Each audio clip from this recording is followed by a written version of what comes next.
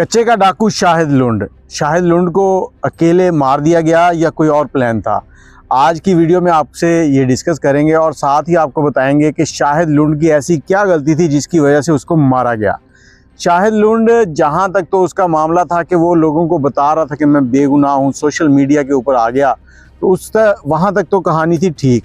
लेकिन जैसे ही शाहिद लुंड ने इदारों को ललकारना शुरू किया तो इदारे एक्शन में आए। रियासत बहुत बड़ी होती है, रियासत के सामने कुछ भी नहीं टिक पाता। शाहिद लुंड ने रियासत को ललकारना शुरू कर दिया था। अब जो प्लान बनाया गया था, इस प्लान के अंदर पुलिस के लिए शाहिद लुंड तक पहुंचना थोड़ा सा मुश्किल था, इसलिए उन्होंने शाहिद लुंड की फैमिली में से ही उमरी लुंड को तैयार किया और उसके ज़रिए शाहिद लुंड को कत्ल करवाया। शाहिद लुंड के घर पे एक पंचायत चल रही थी, उस पंचायत का जैसे ही फैसला होने वाला था तो उमरी लुंड ने शाहिद लुंड को बाहर बुलाया। बाहर जाकर उसको पहले गोली मारी है, उसके बाद उसका पिस्टल जो है वो जाम हो गया, बाकी की गोलियां नहीं चल सकी। ये अंदर की खबर आपको बता रहा हूँ जो उसके रिश्तेदारों से आई है। और उसके बाद उसके पास एक रॉकेट लॉन्चर था, वो रॉकेट लॉन्चर से पूरे के पूरे ख़ानदान को वहाँ पर ख़त्म करना चाहता था ताकि इस ख़ानदान का नामो निशान ख़त्म हो जाए।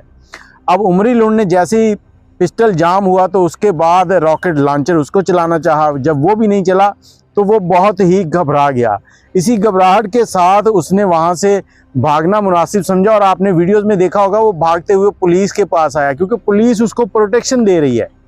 ये सारे का सारा जो प्लान है, ये रियासत ने पुलिस के ज़रिए से एक प्लान बनाया और शाहिद लुंड जो था उसको कत्ल करवा दिया। अब शाहिद लुंड सच्चा था या गलत था, इस पे मैं कुछ भी नहीं कह सकता। ये तो चाहिए था उसको कि वो इदारों के साथ जाता, इंसाफ की अपील करता, अदालत जाता, कोई ना कोई इस तरह का रास्ता इख्तियार करता। जब आप लोग इदारों को कुछ नहीं समझते ना, इदारों को कहते हैं कि मैं अपने जूते की नोक पे रखता हूँ, तो इदारे फिर आपके साथ कुछ ऐसा प्लान करते हैं जिसमें आपको समझ ही नहीं आती कि आपके साथ क्या हो रहा है, और आपके भाई, आपके चचाजाद भाई या आपके कज़नों के हाथों आपको मरवा देते हैं। बिल्कुल इसी तरह से शाहिद लुंड के साथ हुआ। आज शाहिद लुंड इस दुनिया में नहीं है, लेकिन पीछे अपनी बीवी, बच्चे, माँ बाप, इनको वो छोड़ गया है। अब माँ बाप कहाँ जाएंगे? बीवी दर दर के धक्के खाएगी, बेवा हो गई है, बच्चे जो हैं वो यतीम हो गए हैं।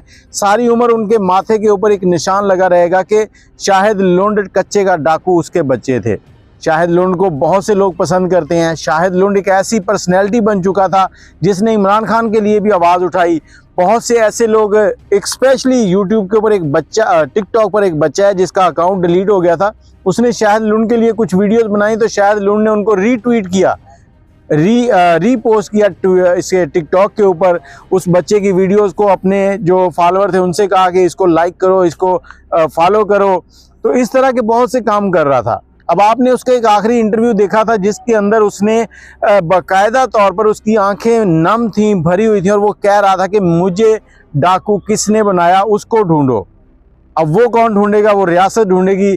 और जिसने उसको डाकू बनाया वो वजूहात आपके सामने है कि वो कहता है कि हमारा कोई झगड़ा भी हो जाए तो हमारे 20-20 लोगों के ऊपर FIR हो जाती है। छोटी छोटी FIR के ऊपर हमसे थाने वाले जो हैं वो 2-2 लाख रुपए मांगते हैं। अब हमारे पास अगर 2 लाख रुपए ना हो तो हम क्या करें?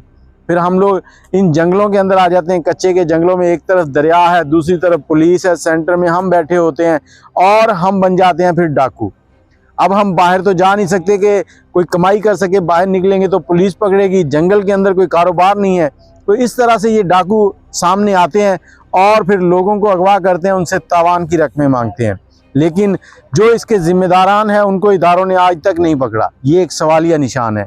छोटे मोटे डाकू जो सामने आते हैं, जो अपने इंसाफ के लिए आवाज़ उठाते हैं, वो किसी न किसी तरह कहीं ना कहीं गलत होते हैं, जिस बिना पर उनको फिर टारगेट करके निशाना बनाया जाता है शहरियों की तरफ से या किसी डाकू की तरफ से या फिर इदारों की तरफ से, और उसको ज़िंदगी से हाथ धोना पड़ते हैं। ये थी शाहिद लुंड की कहानी, और शाहिद लुंड की कहानी ख़त्म हो गई है। शाहिद लुंड की कहानी ख़त्म हो गई है, लेकिन ख़त्म नहीं हुई। शाहिद लुंड इस वक्त दोबारा ज़िंदा हो चुका है, वो लोगों के दिमाग में ज़िंदा है। शाहिद लुंड एक अफसाना बन गया जो सालों तक सुना जाएगा कि उसने कहा क्या था, उसने मांगा क्या था रियासत से। वो चाहता था उसके गांव में एक स्कूल बने, उसके बच्चे बंदूक ना उठाएं, उसके बच्चे किताबें उठाएं, उसके ख़ानदान के बच्चे पढ़ लिख जाएं, उसके इलाके में कारोबार हो। बाकी फैसला आपने करना है कि उसने जो रास्ता इख्तियार किया था वो गलत था या दुरुस्त था। मुझे इजाज़त दें, अपनी राय कमेंट में ज़रूर दीजिएगा। अल्लाह हाफिज़।